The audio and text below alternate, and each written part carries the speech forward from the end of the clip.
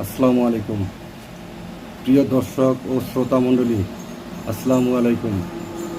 আমি শেখ মনিরুজ্জামান লিটন, মুন্সিগঞ্জ জেলা প্রতিনিধি, মুক্তিযুদ্ধের চেতনা টিভির উপস্থাপক ও উপস্থাপিকা এবং কলাকুশলীদের এবং শ্রোতা মণ্ডলীদের জানাচ্ছি পবিত্র ঈদ উল ফিতরের শুভেচ্ছা।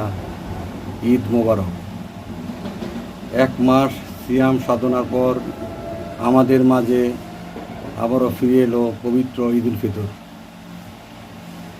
আপনাদের সবার জীবনে সুখ, শান্তি ও সমৃদ্ধিতে ভরে উঠুক। সবার মঙ্গল ও সাফল্য কামনা করে আবারও জানাচ্ছি ঈদ মোবারক। সকলে ভালো থাকুন, সুস্থ থাকুন এবং নিরাপদে থাকুন। নিরাপদে ঈদ উদযাপন করুন। আসসালামু আলাইকুম।